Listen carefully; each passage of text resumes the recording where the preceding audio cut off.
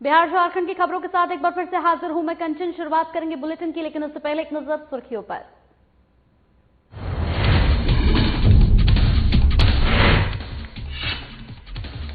प्रधानमंत्री नरेंद्र मोदी से video conferencing से पहले सीएम नीतीश ने की अधिकारियों के साथ बैठक। वीडियो कॉन्फ्रेंसिंग के जरिए तमाम जिलों के अधिकारियों से की बातचीत। बाहर से आए मजदूरों और कोरोना अपडेट की ली जानकारी। मनरेगा योजना में लगा भ्रष्टाचार का आरोप। गुमला जिले के चैनपुर पंचायत के मुखिया और पंचायत सेवक पर लगा आरोप। मामले में प्रखंड विकास पदाधिकारी ने जांच कर दोषियों के खिलाफ बड़ी कार्रवाई की कही बात। लॉकडाउन में फंसे मजदूरों के घर वापसी जारी। बाहर से आए मजदूरों ने छपरा रेलवे स्टेशन पर किया जमकर हंगामा। छपरा बरौनी अमृतसर श्रमिक स्पेशल ट्रेन में खराब खाना परोसे जाने का लगाया आरोप।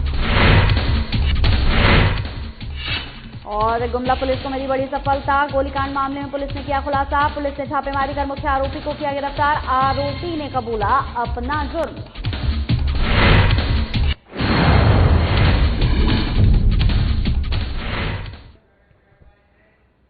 चलिए बुलेटिन की शुरुआत करेंगे, लेकिन उससे पहले इस वक्त की बड़ी खबर आपको बता दें। इस वक्त की बड़ी खबर, जिस तरीके से पीएम मोदी की मुख्यमंत्रियों के साथ वीसी जारी है। वीसी की शुरुआत में गृह मंत्री अमित शाह ने मुख्यमंत्रियों को संबोधित किया। 2 पालियों में होगी वीसी। पहली पाली की वीसी शाम 5:30 बजे तक चलेगी। दूसरी पाली की वीडियो कॉन्फ्रेंसिंग शाम 6 बजे तक होगी शुरू।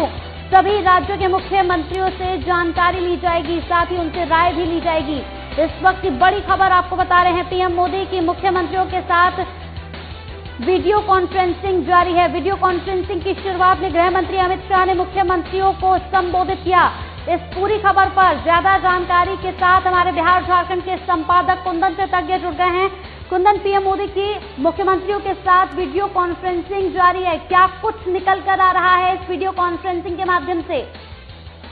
देखिए कंचन, लॉकडाउन फेज 3 17 मई को समाप्त हो रहा है और अब तक जो लॉकडाउन की प्रक्रिया है, इस पूरी प्रक्रिया में 4 बार प्रधानमंत्री नरेंद्र मोदी ने देश के तमाम मुख्यमंत्रियों के साथ वीडियो कॉन्फ्रेंसिंग के जरिए विचार विमर्श किया है। और आज की वीडियो कॉन्फ्रेंसिंग कई मुद्दों की वजह से काफी अहम और महत्वपूर्ण हो जा रही है, क्योंकि अब लॉकडाउन की प्रक्रिया जारी रहने की वजह से तमाम आर्थिक गतिविधियां रुकी हुई हैं और मुख्यमंत्रियों की तरफ से जो फीडबैक प्रधानमंत्री को मिल रहा है या केंद्र सरकार को दिया जा रहा है, वो भी अपने आप में अहम रहा है। आज की वीडियो कॉन्फ्रेंसिंग की खास बात कंचन ये है कि तमाम वीडियो कॉन्फ्रेंसिंग पहले हाफ में दोपहर से पहले शुरू हो जाया करते थे, लेकिन आज की वीडियो कॉन्फ्रेंसिंग 3 बजे दोपहर से ठीक अपने नियत समय से शुरू हो गई है। और सबसे पहले केंद्रीय गृह मंत्री अमित शाह ने राज्यों के मुख्यमंत्रियों से उनसे राय लिया है, उनसे विचार विमर्श किया है और उसके बाद जाकर कहीं प्रधानमंत्री नरेंद्र मोदी ने मुख्यमंत्रियों से बातचीत करने का सिलसिला जारी किया है।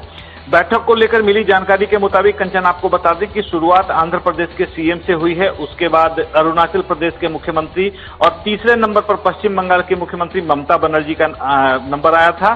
और ममता बनर्जी के बाद तमिलनाडु के सीएम पलानीसामी थे, छत्तीसगढ़ के मुख्यमंत्री भूपेश बघेल और गुजरात के मुख्यमंत्री विजय रूपानी का नंबर आया। और विजय रूपानी के बाद तेलंगाना के मुख्यमंत्री केसीआर ने पीएम मोदी के सामने अपनी बात रखी है। राजस्थान के सीएम अशोक गहलोत, उत्तराखंड के सीएम त्रिवेंद्र सिंह रावत, पंजाब के सीएम कैप्टन अमरिंदर सिंह और महाराष्ट्र के सीएम उद्धव ठाकरे अभी तक अपनी बातें रख चुके हैं। और इसके बाद अब कह लें कि यूपी के सीएम योगी आदित्यनाथ, एमपी के सीएम शिवराज सिंह चौहान, बिहार के मुख्यमंत्री नीतीश कुमार अपनी बात रखेंगे। और साथ ही आपको बता दें कि हेमंत सोरेन, जो हम दोपहर में अपने खबरों में चर्चा कर रहे थे कि नाराज चल रहे हैं, हेमंत सोरेन का नंबर दूसरी पाली में आएगा। और सबसे अहम जानकारी आपको दे दूं कंचन कि दुनिया के कई देशों ने जिस तरीके से कोरोना वायरस के खिलाफ अपने देशों में अभियान चलाया है और भारत में जिस तरीके से अभियान चल रहे हैं, अब धीरे धीरे ग्लोबली पूरे विश्व में भारत के द्वारा किए जा रहे कार्रवाई की कहीं कहीं निंदा होनी शुरू हो गई है, क्योंकि यहां पर जनता के अधिकारों में कटौती की गई है। और आपको एक अहम जानकारी दे दूं कि न्यूजीलैंड में वहां पर लॉकडाउन शुरू होते के साथ ही वहां पर जो न्यूजीलैंड की सरकार है उसने देश भर में इमरजेंसी लगा दी थी और साथ ही यह तय करने के लिए कि इमरजेंसी के दौरान सत्ता निरंकुश न हो जाए, उसने गैर जरूरी और तानाशाही फैसले न लेने के लिए विपक्ष के नेता की अध्यक्षता में एक कमेटी का गठन किया और इस कमेटी को हर 3 दिन पर सरकार को रिपोर्ट देनी थी और उस रिपोर्ट को सरकार ने ईमानदारी पूर्वक लागू किया। इसके अलावा जर्मनी की बात कर लें, जर्मनी की चांसलर एंजेला मर्केल ने तो कोरोना संकट में ऐसे फैसले लिए हैं जिसने वहां की जनता को सशक्त बनाने का काम किया है। उन्होंने आम लोगों पर ज्यादा से ज्यादा खर्च किए ताकि वह सशक्त बन सके और उनकी जनता की परचेजिंग कैपेसिटी बढ़ सके ताकि अर्थव्यवस्था कहीं भी किसी भी तरीके से गड़बड़ न हो। और अगर हम बात कर लें स्वीडन की या दक्षिण कोरिया की, दक्षिण कोरिया एक ऐसा देश रहा है जिस देश ने इस लॉकडाउन के दौरान अपने यहां चुनाव कराए हैं और वह भी चुनाव उस स्थिति में हुआ है जब डेमोक्रेटिक पार्टी के खिलाफ पूरे देश में एक लहर थी और उस लहर के खिलाफ जाकर वहां पर चुनाव को संपन्न कराया गया है। तो इन तमाम देशों की बात कर लें जहां कोरोना वायरस का संकट बरकरार रहा है और यहां पर अगर भारत की बात कर लें तो 4 घंटे की नोटिस पर पूरे देश में लॉकडाउन लगा दिया गया। आप विपक्ष की बात छोड़ दें, जहां पर कांग्रेस मुख्य विपक्षी दल के तौर पर है, किसी भी राज्य के मुख्यमंत्री से इस संबंध में कोई भी सलाह मशविरा केंद्र सरकार ने नहीं किया है। 4 घंटे की नोटिस पर देश में लॉकडाउन जारी किया गया। 8 बजे शाम में प्रधानमंत्री ने घोषणा की है कि रात के 12 बजे से समूचे देश में लॉकडाउन हो जाएगा, जो जहां है वहीं रहेगा। छात्रों को लेकर, मजदूरों को लेकर, बीमार मरीजों को लेकर, पर्यटकों को लेकर केंद्र सरकार ने कहीं कोई चिंता नहीं जताई है। तो इन तमाम बातों को लेकर प्रधानमंत्री आज तमाम मुख्यमंत्रियों से चर्चा करेंगे और इस चर्चा के बाद जो स्थिति बनकर आएगी, और सबसे बड़ी चिंता प्रधानमंत्री की आर्थिक संकटों को लेकर भी है। कंचन, बहुत बहुत शुक्रिया कुंदन आपका हमारे साथ जुड़ने के लिए। तो वहीं प्रधानमंत्री नरेंद्र मोदी से वीडियो कॉन्फ्रेंसिंग के पहले सीएम नीतीश कुमार ने बिहार के आला अधिकारियों और जिलों के डीएम और एसपी के साथ एक महत्वपूर्ण बैठक की। वीडियो कॉन्फ्रेंसिंग के माध्यम से की गई इस बैठक में नीतीश कुमार ने कोविड-19 की ताजा स्थिति, अप्रवासी मजदूरों के लौटने के बाद की स्थिति सहित तमाम बिंदुओं पर समीक्षा की। सीएम ने अधिकारियों से कोरोना वायरस को लेकर यहां पर जिलावार अपडेट लिया है और जरूरी दिशा निर्देश भी जारी कर दिए हैं। तो प्रधानमंत्री नरेंद्र मोदी से वीडियो कॉन्फ्रेंसिंग से पहले सीएम नीतीश कुमार ने बिहार के आला अधिकारियों और जिले के डीएम और एसपी के साथ एक महत्वपूर्ण बैठक की है और साथ ही वीडियो कॉन्फ्रेंसिंग के माध्यम से की गई इस बैठक में नीतीश कुमार ने कोविड-19 की ताजा स्थिति, अप्रवासी मजदूरों के लौटने के बाद की स्थिति, तमाम बिंदुओं पर समीक्षा की। सीएम ने अधिकारियों से कोरोना वायरस को लेकर यहां पर अपडेट लिया और जरूरी दिशा निर्देश भी दिए।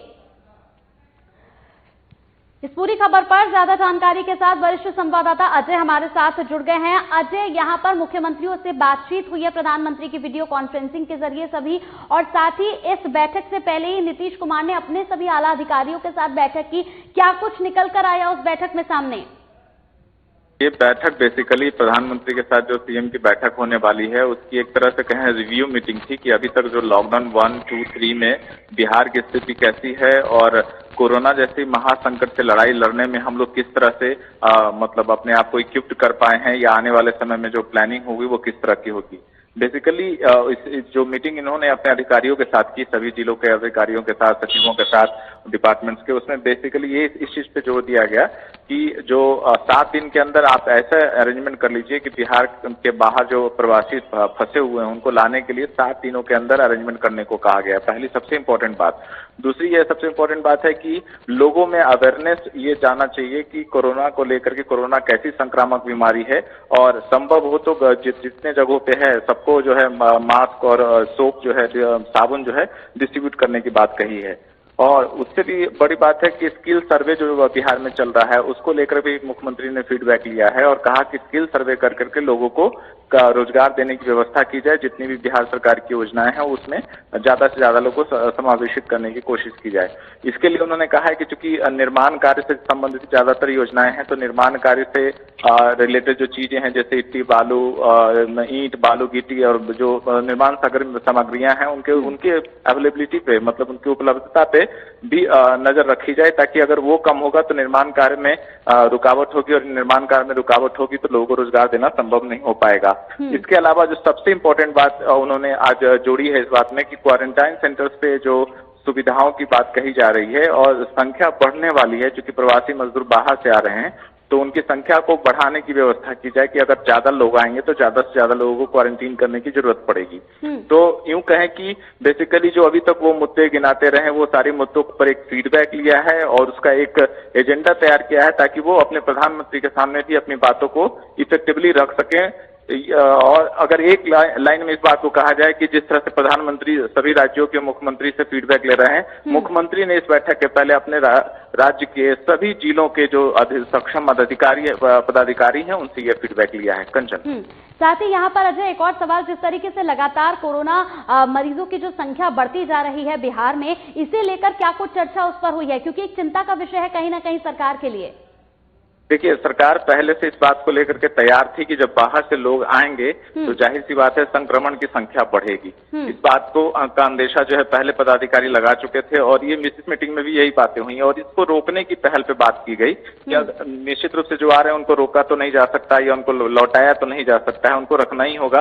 तो सबसे इफेक्टिव चीज होता है उनकी प्राइमरी स्क्रीनिंग करना और उसमें कोरोना से संभावित कोई भी लक्षण मिले तो उनको क्वारंटीन करके तुरंत टेस्टिंग के लिए प्रपोज करना। इसमें उन्होंने दो बातें कही है कि जो बाहर से लोग आ रहे हैं उनको रैंडम टेस्टिंग से काम नहीं चलेगा, उनको तो क्वारंटीन करना ही होगा और उसमें ज्यादा से ज्यादा लोगों को टेस्ट कर पाए ऐसी व्यवस्था करनी होगी। रैंडम टेस्टिंग बिहार में लागू हो चुका है, लेकिन इसके साथ उन्होंने कहा जो बाहर से लोग आ रहे हैं उनको जो है रैंडम टेस्टिंग से नहीं बल्कि ज्यादा से ज्यादा लोग उसमें सम्मिलित हों ऐसी व्यवस्था करने की का निर्देश जो है उन्होंने अधिकारियों को दिया है। कंचन, चलिए, बहुत बहुत शुक्रिया अजय हमारे साथ जुड़ने के लिए। तो कांग्रेस ने मुख्यमंत्री पर जबरदस्त हमला बोलते हुए मुख्यमंत्री पर इस कोरोना काल में भी राजनीति करने का आरोप लगाया है। कांग्रेस के एमएलसी प्रेमचंद्र मिश्रा ने मुख्यमंत्री नीतीश कुमार पर सीधा आरोप लगाते हुए कहा कि आप मुख्यमंत्री की तरह नहीं बल्कि एनडीए के नेता के तौर पर काम कर रहे हैं। उन्होंने आरोप लगाते हुए कहा कि नीतीश कुमार जेडीयू और बीजेपी के विधायकों से वीडियो कॉन्फ्रेंसिंग के माध्यम से यहां पर फीडबैक ले रहे हैं। साथ ही यहां पर कांग्रेस और आरजेडी के 106 विधायकों के फीडबैक की चिंता उन्हें बिल्कुल भी नहीं है। आपको बताते चलें कि प्रधानमंत्री नरेंद्र मोदी से वीडियो कॉन्फ्रेंसिंग के पहले ही सीएम नीतीश कुमार ने बिहार के आला अधिकारियों और जिले के डीएम और एसपी के साथ एक महत्वपूर्ण बैठक की। वीडियो कॉन्फ्रेंसिंग के माध्यम से की गई इस बैठक में नीतीश कुमार ने कोविड-19 की ताजा स्थिति, अप्रवासी मजदूरों के लौटने के बाद की स्थिति और इसके अलावा तमाम बिंदुओं पर समीक्षा की थी। बिहार में कोरोना संक्रमित मरीजों की संख्या में रोज वृद्धि हो रही है और प्रवासी बिहारियों के लिए जो क्वारंटाइन सेंटर बनाए गए हैं वहां कुव्यवस्था का ये आलम है कि बिहार सरकार उन्हें भोजन और पेयजल की व्यवस्था तो नहीं कर पा रही है, पुलिस के लाठी डंडे जरूर उन्हें खाने को मिल रहे हैं। अगर अपने ही राज्य में अपने ही प्रवासी मजदूरों को भोजन मांगने पर पुलिस लाठियां मारती है, बांका के समूहगंज में हाथ तोड़ दिया पुलिस के डंडे ने, और मुख्यमंत्री जी लंबे लंबे दावे करते हैं। चलिए रुकते हैं एक छोटे से ब्रेक के लिए, जल्द हाजिर होंगे कुछ और खबरों के साथ।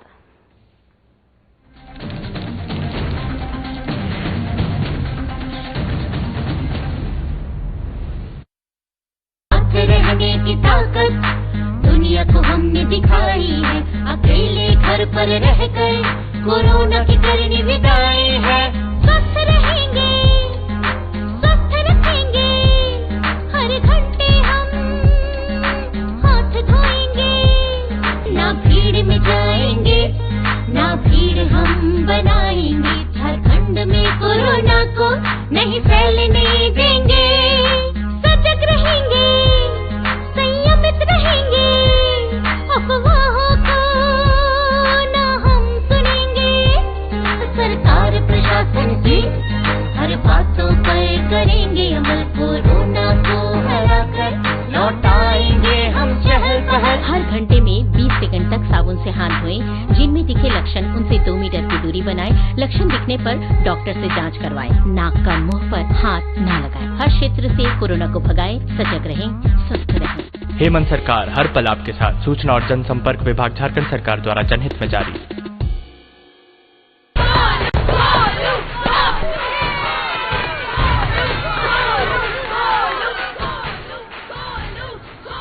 बैटिंग तो अर्जुन कर रहा है, तो सब गोलू के लिए क्यों चीयर कर रहे हैं?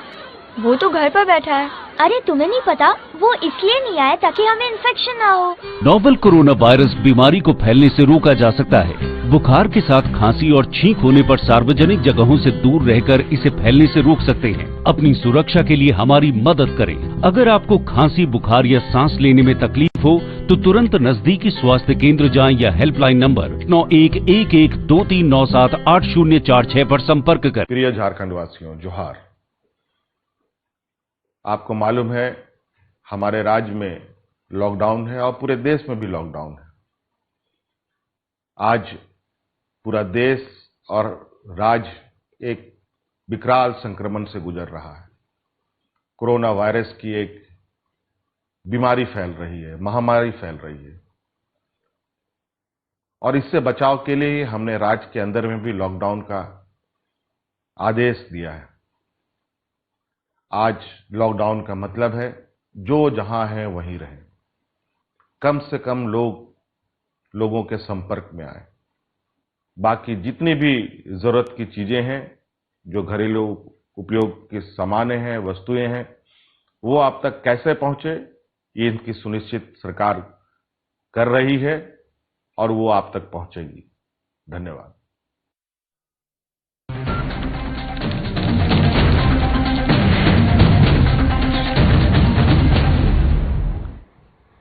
ब्रेक के बाद स्वागत है आपका। चलिए इस वक्त की एक और बड़ी खबर आपको बता दें। लगातार बिहार में तेजी से बढ़ रहा है कोरोना पॉजिटिव मरीजों का आंकड़ा। एक बार फिर से अपडेट लेकर हाजिर हैं हम। कोरोना पॉजिटिव मरीजों का आंकड़ा बढ़कर हुआ 724। 10 नए मरीज मिले हैं कोरोना पॉजिटिव। 8 पटना के खासपुरा इलाके और 2 मरीज नवादा जिले के रहने वाले हैं। स्वास्थ्य विभाग सचिव संजय कुमार ने इसकी जानकारी दी है। इस वक्त की बड़ी खबर हम आपको बता रहे हैं। एक बार फिर से अपडेट, बिहार में लगातार बढ़ रहा है कोरोना मरीजों का आंकड़ा। 724 पहुंच चुका है यह आंकड़ा बढ़कर। 10 नए मरीज यहां पर कोरोना पॉजिटिव के मिले हैं। इस वक्त की बड़ी खबर, 8 पटना के खाजपुरा इलाके के और 2 मरीज नवादा जिले के रहने वाले हैं। तो 10 नए मरीज मिले हैं कोरोना पॉजिटिव। इस वक्त की एक और बड़ी खबर हम आपको बता रहे हैं। 10 नए मरीज मिले हैं कोरोना पॉजिटिव। 8 पटना के खाजपुरा और 2 मरीज नवादा के। लगातार बिहार में कोरोना पॉजिटिव मरीजों का आंकड़ा बढ़ता जा रहा है। एक बार फिर से हमारे साथ इस खबर पर ताजा अपडेट के साथ अनिल हमारे संवाददाता जुड़ गए। अनिल, बिहार में लगातार तेजी से कोरोना बढ़ रहा है। अभी अपडेट आई है कि आंकड़ा बढ़कर 724 हो गया है। अनिल जी कंचन, मैं बता दूं आपको कि स्वास्थ्य विभाग द्वारा आज का तीसरा अपडेट जो है वो जारी कर दिया गया है। ऐसे में आंकड़े जो है वो बढ़कर 724 हो गए हैं। वहीं नए मामलों में अगर बता दें कि 10 मरीज जो है वो उसमें कोरोना पॉजिटिव जो है वो पुष्टि हो गई है, जो कि पटना के ही, राजधानी पटना के ही खाजपुरा इलाके के रहने वाले 8 लोग हैं। वहीं 2 लोग जो है वो नवादा के रहने वाले हैं। ऐसे में अब आंकड़ा जो बिहार का बढ़कर तेजी से 724 के लगभग का पहुंच गया है, जो कि एक चिंता का विषय बनता जा रहा है। जी कंचन।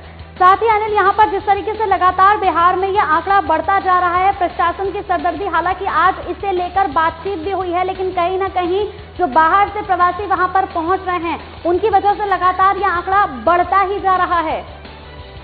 जी, आरोप प्रत्यारोप तो चलता रह रहा है, लेकिन ऐसे में लोगों का ये भी मानना है और अगर ये अंदाजा लगाया जा रहा है कि जो प्रवासी मजदूर आए हैं बिहार में, भारी तादाद में लोग बाहर से चलकर अपने गृह जिले में आए हैं, जिसके कारण से भी ये स्प्रेडिंग बढ़ने का अनुमान लगाया जा रहा है। वहीं संक्रमितों की संख्या में इजाफा का भी ये कारण माना जा सकता है। जी संजय। चलिए, बहुत बहुत शुक्रिया हमारे साथ जुड़ने के लिए अनिल। तो मुख्यमंत्री हेमंत सोरेन रामगढ़ जिले के गोला प्रखंड स्थित अपने पैतृक गांव नेमरा में अपनी बड़ी चाची और राजाराम सोरेन की धर्मपत्नी दुखनबाला सोरेन के अंतिम संस्कार में शामिल हुए। यहां उनके पार्थिव शरीर को अंतिम दर्शन के लिए रखा गया, जहां मुख्यमंत्री ने पुष्प चक्र अर्पित कर श्रद्धांजलि दी। श्रद्धांजलि अर्पित करने वालों में मुख्यमंत्री की धर्मपत्नी कल्पना सोरेन, पिता और पूर्व मुख्यमंत्री शिबू सोरेन और विधायक सीता सोरेन, साथ ही अन्य पारिवारिक सदस्यों के अलावा मंत्री मिथिलेश ठाकुर और रामगढ़ विधायक ममता देवी प्रमुख रूप से मौजूद रही। बता दें कि मुख्यमंत्री की बड़ी चाची का 10 मई को निधन हो गया था और उनकी राजधानी रांची के बूटी मोड़ स्थित आवास से पार्थिव शरीर को अंतिम संस्कार के लिए पैतृक गांव नेमरा ले आया गया। वो मेरी बड़ी माँ डेथ कर गई है। कैसे? वो बीमार थी बहुत दिन से ही, तबीयत ज़्यादा ही खराब था। कब पता चला? कल शाम में पता चला। हम लोग को पता चला तो बहुत दुख हुआ। तभी उनका अभी सबको लेके आ रहे हैं उनको। ये है राजाराम सोरेन के गुरु जी का बड़ा भाई जो है शक्ति सोरेन डेथ करने बाद मेरे साथ साथ ससुर 87 से अभी तक है। अब कल वो देहांत हो गया है शुगर के चलते। इनको फिर अस्पताल ले जाया गया था कि? ले जा रहा थे उस टाइम डेथ कर दिया। आज इनका है? आज क्या हुआ? आज उसका संस्कार हो गया है। नियम है कि जो आया है उसे जाना है।